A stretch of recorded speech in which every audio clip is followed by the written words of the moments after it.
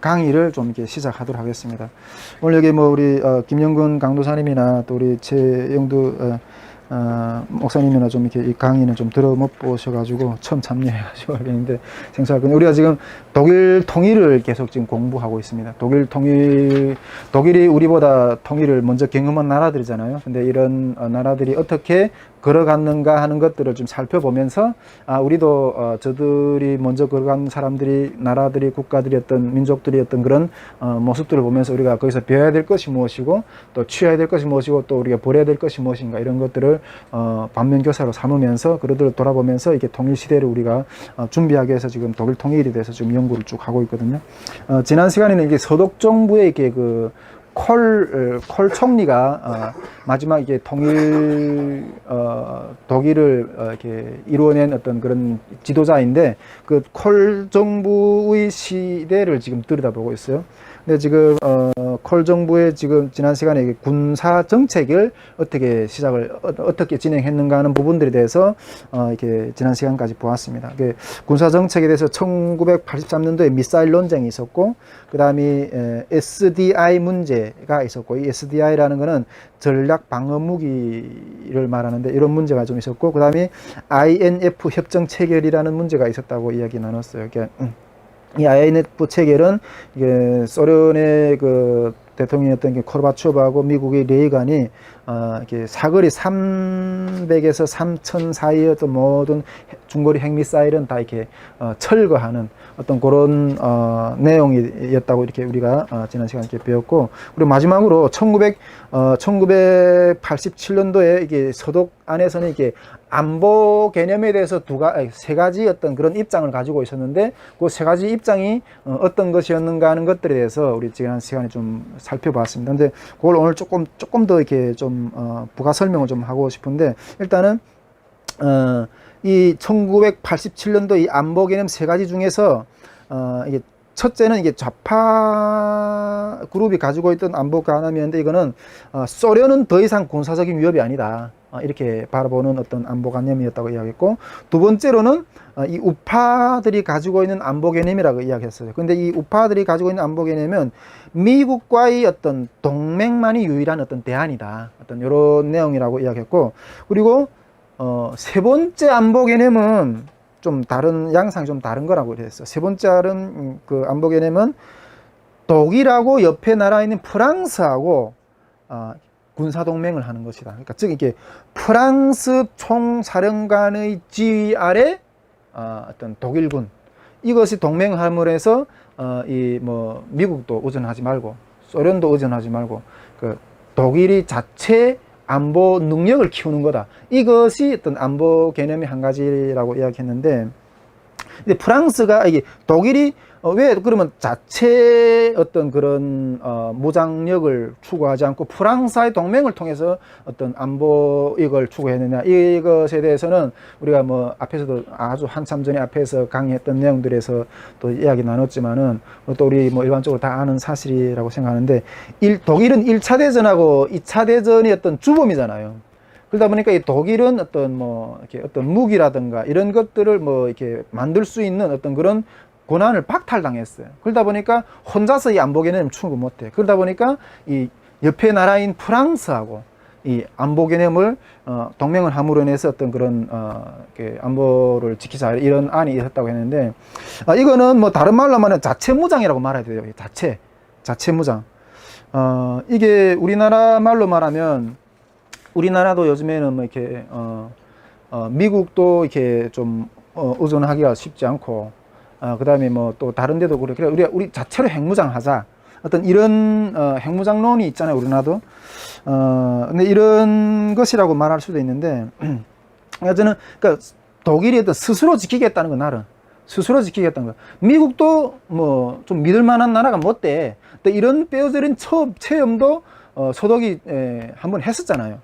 이게 그 베를린 장벽이 이렇게 탁 쳐질 때,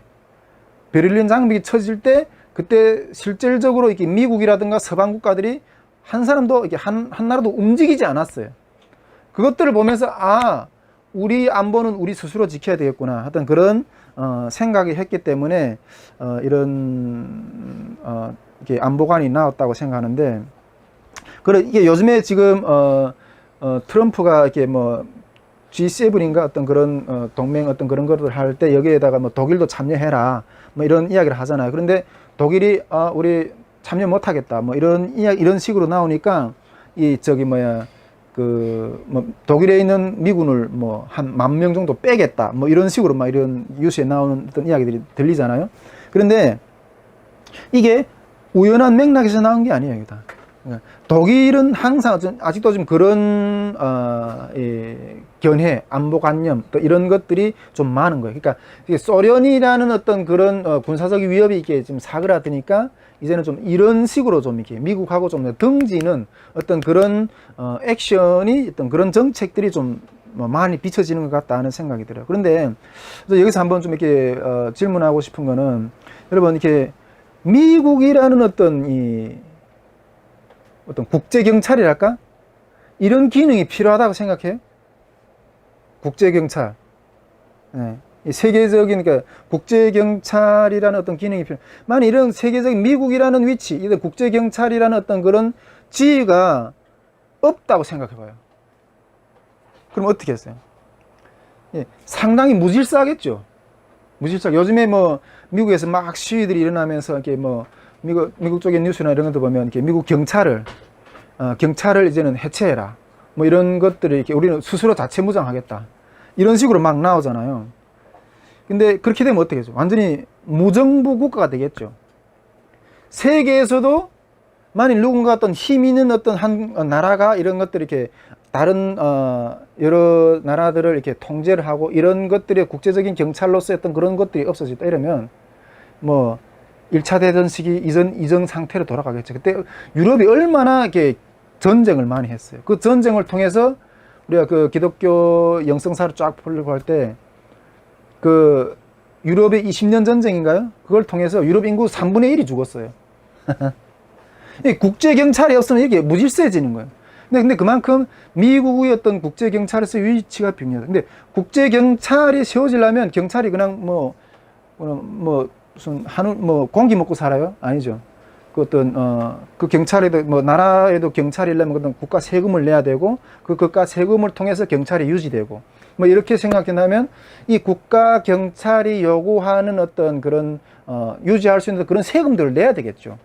근데 요즘에 우리 나라에서 그 한국하고 미국이 이렇게 그 국방 어떤 그런 이게 국방비를 인상하는 부분에 대해서 어떤 협상을 계속 붙는 것 가운데서 이게 계속 지금 어려운 난항을 겪고 있잖아요. 근데 저는 그 미국이 어떤 국제 경찰로서의 어떤 그런 위치가 있다면 그 국제 경찰의 어떤 통해서 우리가 안보를 받는 어떤 혜택이 있다면 그것에 대한 당연한 세금은 내야 된다고 생각해요. 예.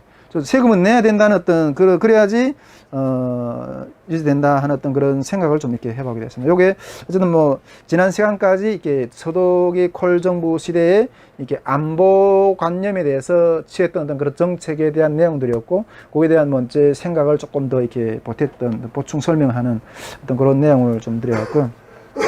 오늘은 이 콜 시대의 정치 흐름에 대해서 좀 파악을 좀 해보고 싶어요. 콜 시대. 정치적인 흐름에 대해서 이게 좀 살펴보고 싶은데 정치적인 흐름에 대해서는 이게 보수 정당은 어떤 정치적인 흐름을 가지고 있었느냐 하는 것들을 좀 보고 그다음 또 진보 정당은 반정부 행보를 보였거든요. 반정부 행보를 보였는데 이 반정부 행보를 보인 이유에 대해서 좀 이렇게 살펴보고 그다음에 이게 진보 야당이 동독하고 이게 그 접촉을 확대를 해요. 이 진보 야당이 동독하고 접촉을 확대한 어떤 그런 이유 그리고 그 외에 또 좀 이렇게 정치 기류에서 흘렀던 어떤 그런 내용들이 있는데 그런 것들을 다음 시간까지 이어서 보려고 합니다. 오늘은 한 3가지 정도의 콜 시대 정치 흐름에 대해서 좀 이렇게 살펴보도록 합니다. 먼저 콜 시대의 보수 정당의 기류를 좀 보도록 하겠습니다. 콜은 제가 전에도 이야기했지만 이게 그 보수 지지층에 의해서 세워진 총리잖아요. 그러니까 그 보수 여당이 어떤 정치적 기류를 가지고 흘러갔는가 하는 것들에 대해서 이렇게 좀 살펴보겠습니다. 근데 이게 그 현재 이게 그 콜 정부 시대에는 이렇게 그 기민당하고 기사당이 보수 정당이라고 했고 이게 자민당하고 연정을 하는 어떤 그런 상태라고 그랬잖아요. 자민당하고 이렇게 연정을 하는 어떤 그런 상태라고 했는데, 근데 이 보수 정당 안에는 여러 계파들이 있었어요. 예, 이 보수 정당은 여러 계파들이 있었는데 그 안에는 뭐 강경파도 있고, 뭐 중도파도 있고, 뭐 소장파도 있고 여러 가지 계파들이 있었어요.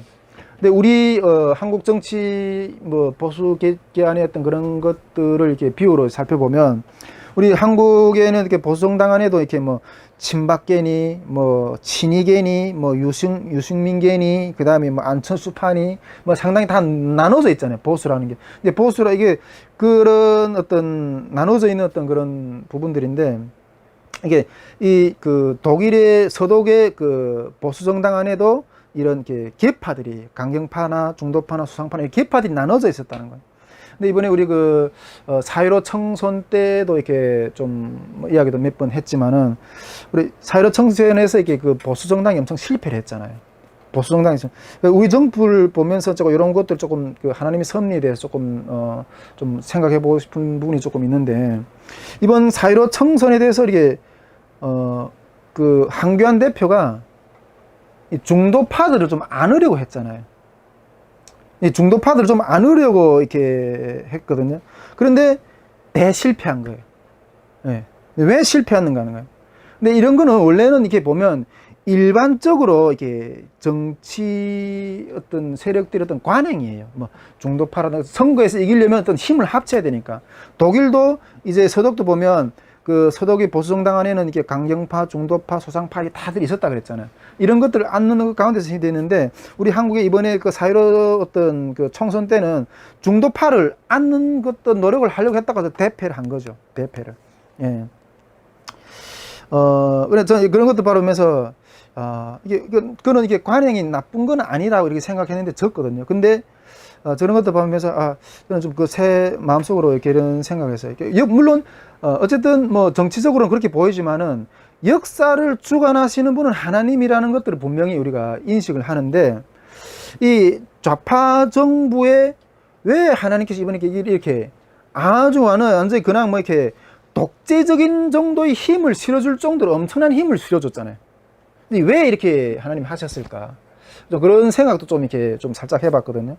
뭐 제가 봤을 때는 의원이 뭐 이렇게 그 민주당이 뭐 자기는 원하는 대로 만들어낼 것 같아. 법안들을 만들어내고 어떤 그런 것들도 이렇게 하려고 할 건데 그러면서 아마 이 민주당이 자기네가 원하는 대로도 대북 관계도 이렇게 마음껏 이렇게 확 열어갈 것 같다는 할 수도 있겠다. 원하는 대로 이렇게 할 수도 있겠다. 이런 생각이 좀 드는 거예요.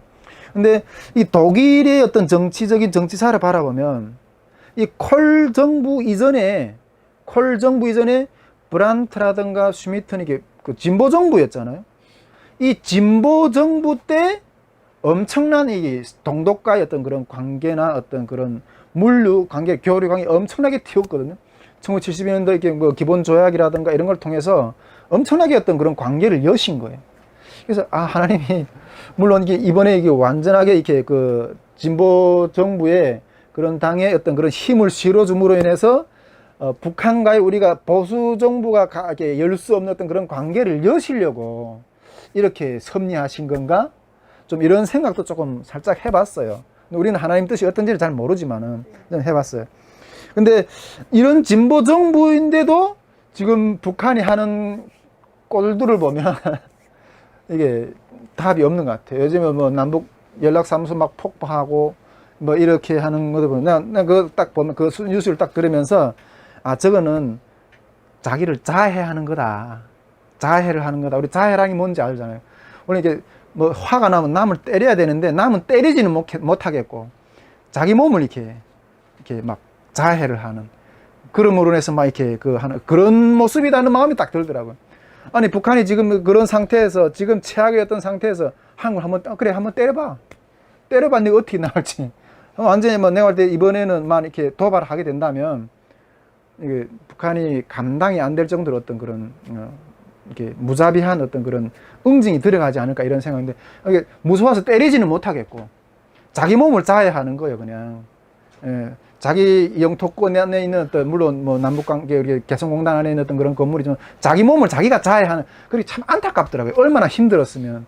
자기 한계가 그럼 분명히 보이는 것 같다는 생각. 근데 이렇게 정말 진보 정부가 남한에 들어있는 상태 가운데서도 북한이 이게 뭔가 길을 못 튼다면 이게 어떻게 열어갈까?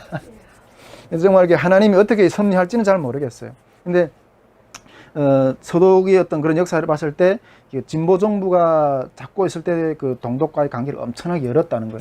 근데 그런 것들 가운데 앞으로 이게 남은 임기 가운데 그럼 또 다음 차기 어떤 정부가 어떻게 들어설지는 모르겠지만은 하나님이 보수 정부가 이렇게 틀 수 없는 어떤 남북 관계의 어떤 그런 트는 어떤, 물론 100% 이렇게 그 이득되는 어떤 그런 건 아니겠지만 그런 것들을 물꼬를 트는 어떤 그런 섭리도 이르지 않을까. 물론 그런 생각도 좀 해보는데, 그렇지만은 이 한반도를 주관하시는 하나님의 어떤 분명한 어떤 주관 가운데 있다는 어떤 그런 생각을 좀 들거든요. 어쨌든 뭐 좀 긴 말을 했는데, 어쨌든 이 그 서독의 이 콜 정부 때 이게 보수 정당 안에는 이런 여러 가지 계파들이 있었다는 거예요. 예. 강경파, 중도파, 뭐 소상파 이렇게 있었는데, 여기서 정부 여당, 이런 중보, 이게 그 강경파, 중도파, 소상파, 이 정부, 이게 그것들이 이렇게 그런 계파들이 있지만, 그런 계파들이 모여가지고 이 정부의 어떤 당론, 기본 방향 정책을 제시했을 거 아니에요. 정치적인 것을 제시했을 건데, 이런 기본 방향은 이전 정부, 즉, 이게, 이전 정부, 즉, 이게 진보 정부가 잡고 있었던 그 이전 정부가 추진했던 어떤 그런 동방정책이라든가, 여러 가지 어떤 등등의 어떤 가운데서 이렇게 핵심적인 부분들은 손을 대지 않고 그대로 가져갔어요. 근데 보통 보면 이렇게 새로운 정부가 들어서면 국내 정책에 대해서 이렇게 막 바꾸고 막 이러는데, 콜 정부 때는 다른 정부가 새롭게 들어섰지만은 이전 정부의 어떤 그런 것들에 대해서 국내외 정책에 대해서 혁명이 아닌, 혁명적으로 이렇게 바꾸고 막 그러지 않고 혁명이 아닌 합리적인 어떤 그런 수정으로 통해서 이게 방향을 잡았다는 거예요. 예, 방향을 잡았다. 물론 이렇게 새로운 정부가 들어서면 이렇게 전에 정부 했던 거 다 뒤집어 엎어버리잖아요. 그리고 자기가 새로 이렇게 막 세우잖아요. 우리나라 지금 박근혜 정부가 나간 다음에 이렇게 그 문재인 정부가 들어서면서 뭐 적폐청산. 그래서 막 이전 그 정부의 모든 것을 다 부정하고 막 이랬잖아요. 그런데, 이 독일은 안 그랬다는 거예요. 그 콜 정부 때는 안 그랬다니까. 그 이전 두 정부의 보수 정부들이 그 동방정책이다, 외교정책이다, 모든 어떤 그런 것들을 혁명적으로 바꾸지 않고 기본적인 건 그대로 받아들이면서 그 안에 있는 거 조금씩 수정해 나갔다는 것들. 근데 이런 것들 보면서, 야, 이게 내가 전에 이렇게 다른 강의를 할 때 이렇게 독일 뭐 통일 그런 연구 자료를 쫙 보면서 독일이 이게 통일될 당시 중요한 역할을 한 게 NGO들이에요. NGO들. 이 NGO 단체들의 역할이 이게 상당히 중요해요. 왜냐하면 이게 민주주의 정부라는 건 이게 바뀌잖아요. 바뀌기 때문에 어떤 통일 정책이든 무슨 정책이든 한 가지 정책을 끝까지 밀고 나갈 수가 없어요. 바뀌면 다음 정부는 그걸 부정해서 이렇게 버리고 또 다른 바꿔버리니까. 그런데 이 공산국가 같은 건 안 그렇잖아요. 일관적이잖아요. 끝까지. 근데 이게 민주정부의 약점인 거예요. 그런데 이 NGO 같은 단체들은 이 정치적인 그런 영향을 안 받는 거예요. 그런 영향을 받지 않고 어떤 자기가 가지고 있던 비전을 가지고 쭉 나가는 거예요. 그래가지고 이 독일이 통일됐을 당시 뭐 쭉 다른 자료들 보니까 이 NGO 역할이 상당히 크게 이렇게 관심을 가지고 큰 역할을 했다는 거죠. 그러니까 우리 선교회도 이런 면에서 중요하다는 거예요. 우리 선교회도 어떤 면에서 NGO적인 어떤 뭐 이렇게 그런 형태를 가질 수도 있는 어떤 그런 부분들이고, 그러니까 선교회는 뭐 여기서 우리가 뭐 내가 참 그런 입장에서 봤을 때 우리 선교회 그 정관에 대표 임기를 10년 한 거는 참 좋은 것 같다는 생각이 듭니다. 대표 임기 뭐 보통 일반 정관대로 뭐 2년, 3년 이렇게 하면 그 대표의 생각을 끝까지 밀고 나갈 수 있는 그게 좀 없을, 그게 조금 바뀔 것 같아요. 근데 그래서 이 NGO들이 어떤 그런 역할이 중요하다는 거예요. 어떤 뭐 우리도 북한 선교라면 북한 선교 우리 사회통합 학교다 이런 것들을 지금부터 꿈꾸고 이게 그것 때문에 이 독일 통일을 바라보는 거잖아. 이 연구를 하는 거 이런 것들을 꿈꾸고 가지고 끝까지 밀고 나갈 수 있는 거예요. 근데 이 정부는 이런 것들을 못 해. 내가 봤을 때 이렇게 우리 한국 정부 가운데서도 이렇게 통일에 대한 어떤 그런 연구를 시도하려고 했던 것들은 상당히 많았어요. 자료들을 뒤쳐보니까. 그런데 거기까지만 하고 다른 정부가 바뀌면 그걸 못 해. 또 새롭게 이렇게 해야 돼. 근데 그런 것들은 참 안타깝다. 그래서 이게 이런 NGO 역할이 참 중요하다는 어떤 생각을 좀 이렇게 해보게 됐습니다. 그래서 어쨌든 이런 것들을 해보면서 이렇게 정부 여당은 이전 정부의 어떤 기본적인 정책들을 그대로 물려받아가지고 그대로 이렇게 진행을 했다는 부분들에 대해서 한 가지 좀 이렇게 짚어보고, 그리고 이 정부 여당 가운데 그 보수 정당이 정부 여당 가운데 어려운 문제가 하나 있었어요. 어려운 문제가 이렇게 좀 하나 있었는데 그거는 지금 자민당하고 지금 연정하고 있는 상태잖아요. 같이 이렇게 연정을 하고 있는 상태인데, 이 자민당하고 이 정부 여당 안에 있는 이 보수 강경파들하고 부딪히는 것들이 계속 있는 거예요. 이런 부분들이 좀 어려움이 좀 생기는데, 이 자민당은 좀 이게 리버럴한 어떤 그런 정치적인 색깔을 가지고 있는 정당이거든요. 근데 이게 그 정권을 잡으려고 하니까 이거 손 잡은 거지, 이 완전한 이게 그 좌파적인 생각들이 상당히 많은 어떤 정당이에요. 그런데 이 보수 정당 안에는 엄청난 강경파들이 있는데, 이 강경파들이 부딪힐 수밖에 없는 거예요. 근데 이게 보수 정당 안에는 강경파로서는 이게 스트라우스라는 사람이 있었어요. 이 사람은 엄청난 강경 보수파거든요. 근데 이 스트라우스 정체성을 보면 이 사람은 엄청난 친미주의자예요. 친미주의자고, 철저한 이게 반공주의자고, 그리고 또 소독 핵무장론자예요, 이 사람은. 예. 단독으로 그리고 이 스트라우스의 어떤 경력을 보면 아데나우 때 국방장관을 했던 사람이에요. 아데나우는 서독의 정부 수립의 첫 어떤 총리였잖아요. 첫 총리 때 국방장관까지 했던 사람인데, 근데 이 스트라우스가 62년도에 슈피컬지 사건이라고 뭐 전 독일을 이렇게 뒤흔드는 어떤 그런 사건을 한번 일으킨 적이 있어요. 근데 이 사람이 그런 계기로 인해서, 물론 그 나라를 전체를 흔드는 같은 어떤 그런 사건을 한번 이렇게 일어났는데, 이 사람 때문에. 근데 이 사건으로 계기로 해가지고 뭐 좋은 이미지라고 한다면 어떤 독재 권력이 붕괴하는, 우리나라에서 이렇게 그 민주화가 일어났던 것처럼 이 사건으로 인해서 좋은 이미지를 말한다면 이렇게 뭐 독재 권력이 좀 이렇게 놓고 민주화되는 어떤 그런 면이라고 이야기할 수 있는데, 근데 나쁜 면은 나쁜 이미지로 한다고 말하면 이 사건으로 인해서 아비들이 권위, 예.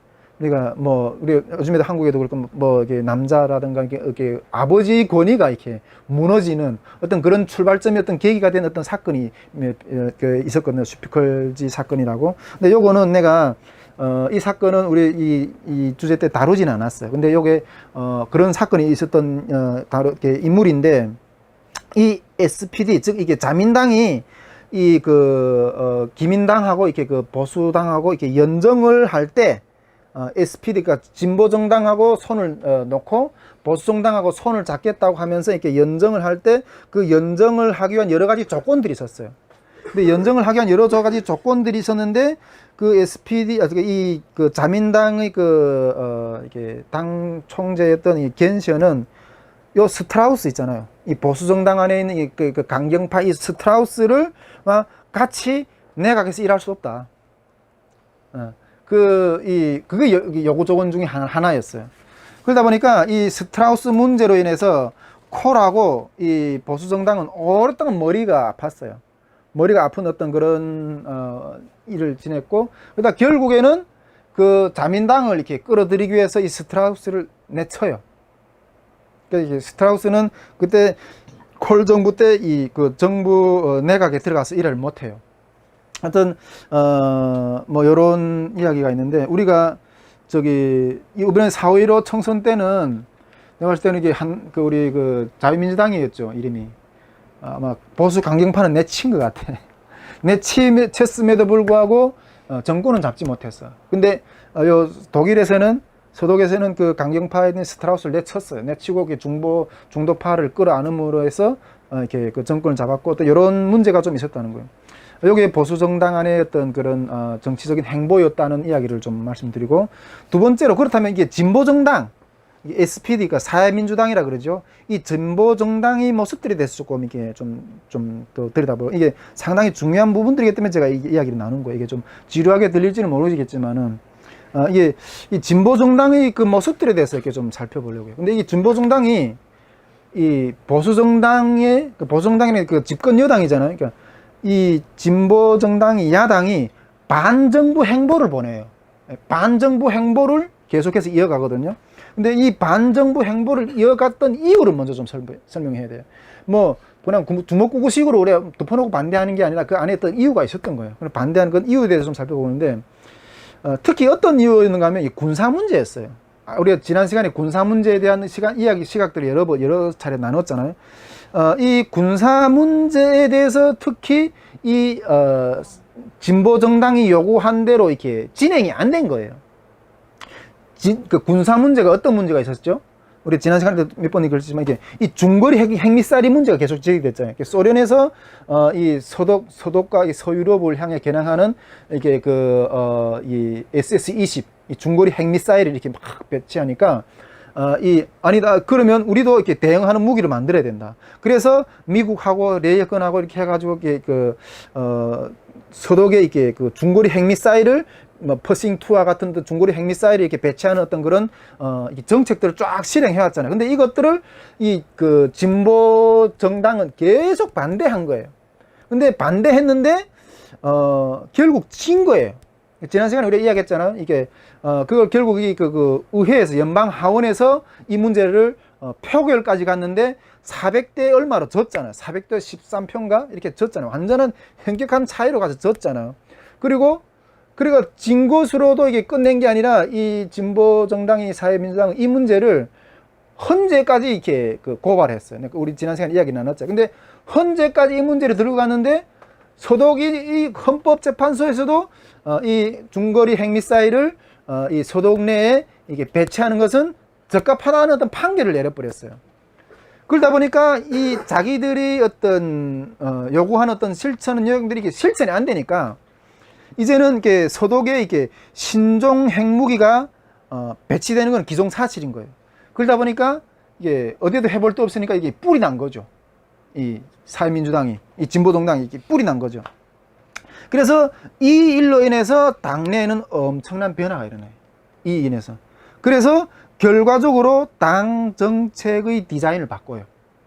당 정책. 그러니까 중부 유럽의 평화와 안보 유지를 위한 당의 정책을 바꾸는데 이렇게 힘을 합쳐서 이렇게 논의를 이렇게 결정을 하게 되는데, 요게 진보 정당이 반정부적인 어떤 그런 이유로 나간 어떤 그런 이유예요. 예. 자, 그리고 두 번째로, 그러면 이 진보 정당이 그러니까 동독과의 접촉을 확대하는데 이런 내용에 대해서 조금 이렇게 더 살펴보도록 하겠습니다. 이 진보 정당인 이 사회민주당은 동독의 사회통일당하고 접촉을 확대하는 방향으로 결정해요. 이제는 이 안보 문제를 이 서독이나 우리 정부나 이런 것들을 이렇게 가지고는 해결이 안 되겠다. 그래서 일단 모르겠다. 그러면 동독하고 우리 안보 문제를 이렇게 해결하자. 이런 식으로 나가버리는 거예요. 이 진보정당이.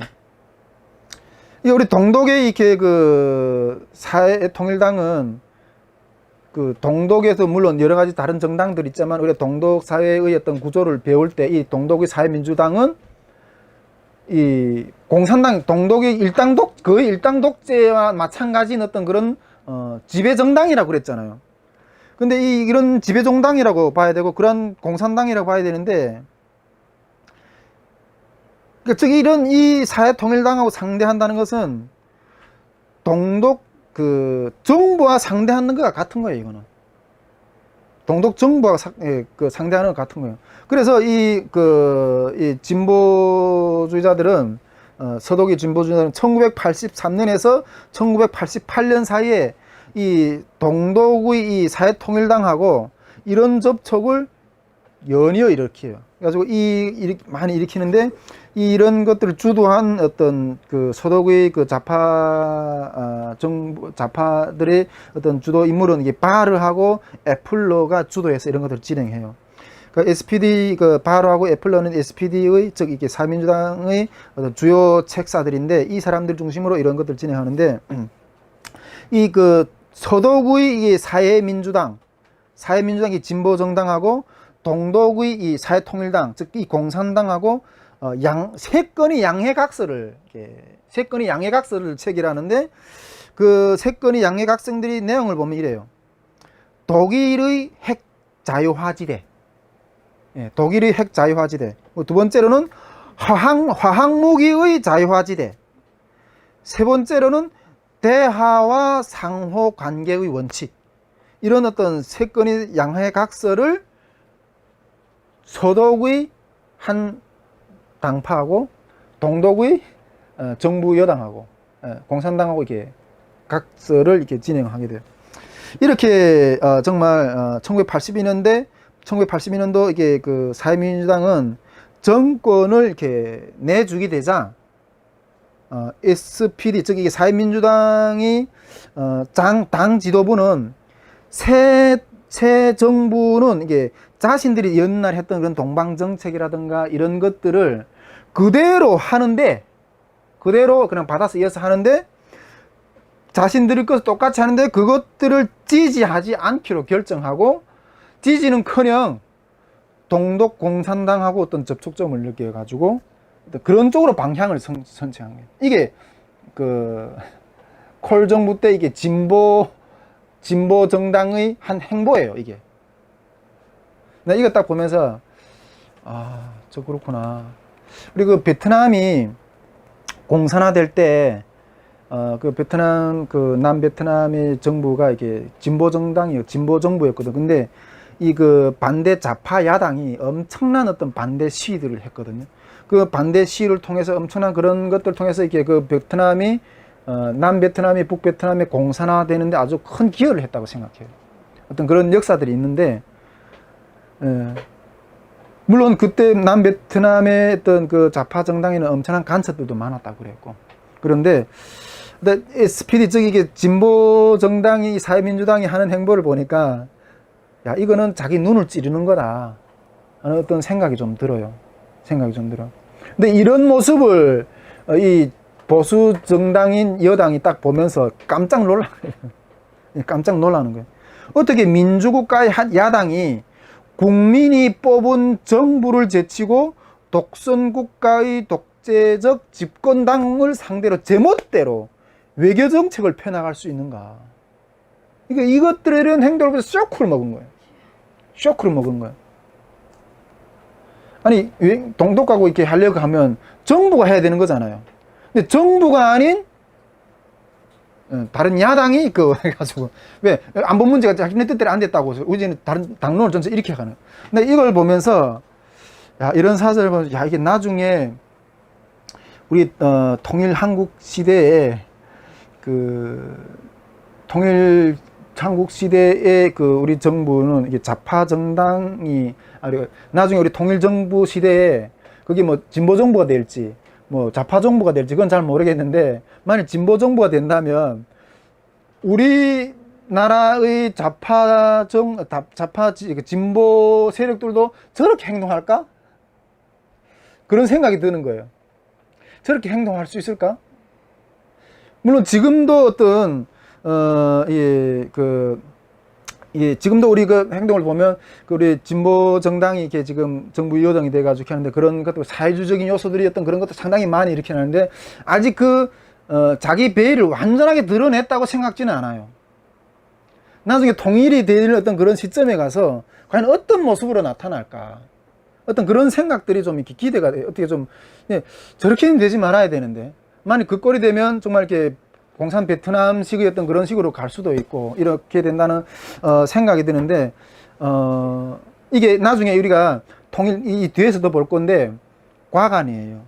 통일이 지금 앞으로 지금 한쪽에서는 정부에서는 독일하고 동독하고 이렇게 통일 정책의 어떤 그런 것들을 진행하는데 이 반대파 이게 진보 야당은 앞으로 이 어떤 행보를 하는가 하는 것들이 뒤에 가면 더 재미나는 이야기들이 너무 많아요. 근데 우리는 어떻게, 우리 나중에 물론 통일정부 시대에 그걸 누가 어떤 정부 여당이 잡을지, 아니 그 보수당이 여당이 될지, 진보당이 여당이 될지 그건 잘 모르겠지만은 이게 참 반면교사로 잘 이렇게 살펴봐야 된다는 생각을 좀 하게 되고, 정말 통일 시점에서 우리 통일 한국은 정부가 보수 정부가 된다. 보수 정부가 되지 않으면 통일이 영원히 되지 않을 수도 있어요. 이게 독일이 사례를 들이다 보니까 좀 그런 부분들이 많이 좀 보이더라고요. 그래서 그런 내용들을 이렇게 쭉 오늘 좀 이렇게 살펴보게 되었습니다. 예. 다음번 시간에 이어서 이렇게 이 진보 정부, 진보 이 정당의 어떤 그런 행보들이 어떻게 더 구체적으로 좀 더 표현되는가 하는 내용들을 조금 더 살펴볼 건데, 오늘은 이것으로 오늘 강의를 좀 마치도록 하겠습니다.